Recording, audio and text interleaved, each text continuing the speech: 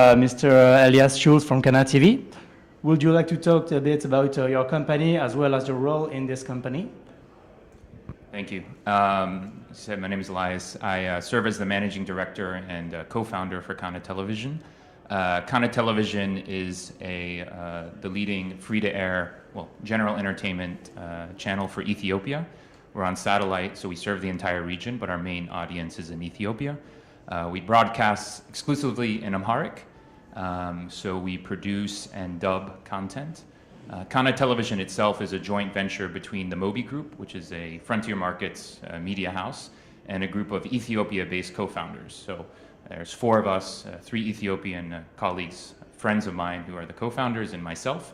And we teamed up with Mobi Group, who is the majority operator and owner of the channel. And we launched this, been working on it for about 3 years, but we launched a little over a year ago. Okay, so we'll ask a few questions. So first, private TV is a new market in Ethiopia. Right now it's kind of new. And with the broadcaster being the dominant player, how the idea of launching a Kana TV in Ethiopia emerged inside your company? So it is true that private television networks focused on Ethiopia is fairly new, the last 5 or 10 years. And there was one or two before us, and they really helped lead the way and show that it was possible. We sort of stepped up the game a little bit, just the level of investment we made into the market. Really, it came out of realization of need. So if you look at the market 3, 4 years ago, you had a couple stations serving 100 million people almost, right? And in any market, that shows that there's a need and a gap. Moreover, you would talk to people, we did focus groups, and you'd realize that about half of the people that watch TV every day were also watching foreign content. So Ethiopians were addicted to Arabic-speaking or English-speaking channels on Nilesat, which didn't really make much sense because those channels are meant for the Middle East. They just happen to get them for free. And because they're so hungry for content, they would listen in and watch telenovelas, soap operas, dramas that weren't really for them, not in the language, and they would follow those, which really showed that these stories resonated with them, but it wasn't adapted for them. It wasn't in the language. So that's why we launched with the basis of dubbing and then building out very quickly original content. So we're launching a studio, we're building that now, and we'll go to a mix where it can eventually be 50-50 dubbed content that we produce in our studio. We have 100 people working on dubbing, 180 in the office. So most of them are actors, writers, editors for dubbing. And then we'll move more towards original content with this large studio we're creating, and eventually have a majority original content. But really, I think the idea and the genesis for my partners and myself and what the Mobi Group saw was just the absolute need in the market for quality entertainment and for Ethiopians to watch stories in their own language, something that resonated with them. And I think that's in any market. The public deserves good entertainment, good engaging content, and we're part of that journey. Okay, thank you.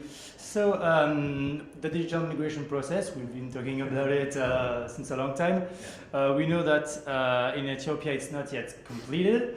Yep. So how do you think you will be able to keep up to date with the new system when this digital migration will be complete? So we have a very good relationship with the regulator, and we make sure that everything we do, from the ads that we air to the type of content that we show, is within line. So we have open discussions about it. We're excited about the DTT transition because I think it's going to be good for the country when that occurs. When that does occur, we'll have to see if it makes sense to be broadcasted through. We are an international channel, so we're on free to air on satellite. So the same way that I might pick up CNN or BBC and broadcast it through the DTT network, we would be open to looking at how we can also simulcast broadcast through the DTT network. But because DTH is still the dominant form of reaching the public, we intend on staying on DTH free to air for an extended period of time, because that reaches all corners of Ethiopia and even beyond Ethiopia. We have a pretty good viewing audience. It's hard to measure in the Middle East. There are a lot of Ethiopians that migrate or take jobs in the Middle East, in Dubai or Saudi Arabia, and they write in, and actually they're watching our channel as well. So we need to continue to serve them as well. Okay, thank you. Next question. Kana TV is free to air, FTA, right? So what is your revenue model for your channel? Yeah. So it is. It's a public service, effectively, right? So the revenue model is advertising and sponsorships, purely private. Mostly, this is driven 90% by private corporations and companies. Occasionally, there's an NGO or a donor that comes along and wants to advertise something, but this is really a private sector-oriented commercial model. And so what we're really betting on is the growth of the private sector in Ethiopia. Ethiopia's television advertising market is very small. We think it's maybe 15 times smaller than Kenya's, yet Kenya is half the population.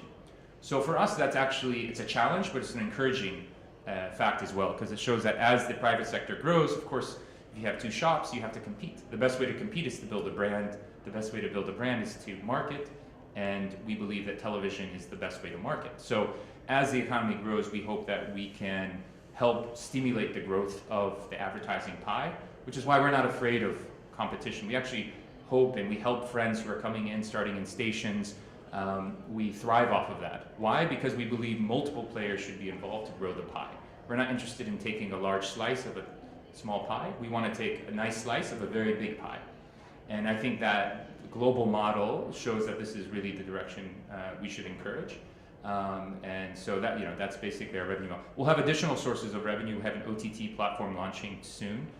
So we'll have a digital stream as well. But that's really to invest in the future. Whenever people sort of switch to more digital, we'll be ready. Okay, so you were talking about an OTT channel. That's really interesting. When do you think you will be able to launch this channel? So we haven't made the kind of official announcement yet, but we're very close to it. So we're in beta testing. So we have it for Android and online. We'll have iOS at some point as well. So we think that in the coming, let's say, 3 months, it'll be available to the public, which is great because Ethiopia is also investing in its digital backbone. We have 4G available in Addis. People are buying smartphones in tens of thousands. I don't know how often, but very, very often. So you see, everybody's being connected now. So we need to be ready for when that transition occurs. But yeah, in the next 3 months, we hope that we'll have something useful out there that the public can watch, their favorite shows, catch up or whatever in Ethiopia on this OTT platform. Yeah. Well, that's just great. I have one last question. We heard in the last year many conservatives who were worried about Kana TV about their content. What do you have to say to those people? Yeah, no, that's always been a very fascinating argument because it's not really borne out by the facts. A couple of things is, first, like I said, before our launch, if you looked at the ratings or what Ipsos was saying, people were watching. Again, a huge amount were watching foreign channels. Mm-hmm. So now they're watching channels made in Ethiopia. When you watch a foreign channel, none of the advertising money goes to you. There are no employment that goes to you. You don't get any of the cultural benefit. So really what we've stopped is the bleeding, we call it the bleeding of eyeballs to foreign markets, right? Now the content that they watch is meant for Ethiopia. If you look at the ratings, about 10% of the content that is watched now is non-Ethiopian, and that's just CNN, Al Jazeera, BBC. The other 90% are Ethiopian channels. We take about 35 to 40% viewership share. So one, we're bringing people back to Ethiopia. Actually, they had sort of forgotten it when it came to television. The second is that if you actually look at the market now, our view is that the dramas and the locally made productions on other channels have actually increased in quality. In one, because of competitive response. So we watch them and we say, wow, these are getting better. We're excited about it because it shows that the industry is increasing.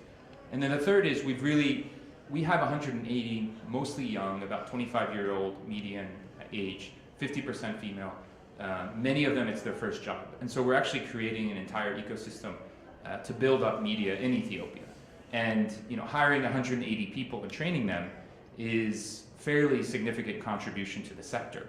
So those people in 5 years, many of them won't be with Kana. They'll be elsewhere. We have only Ethiopians in the company. I'm the one exception. If you walk around the office, that's it. There was only Ethiopians. So I actually think what we're doing is contributing to the growth of the sector. And the stories that are picked, by the way, say that they talk it's foreign content. These are Ethiopians that are picking the stories. These are Ethiopians that are picking out. Our head of content, she picks out what resonates to her and her family and her friends, right?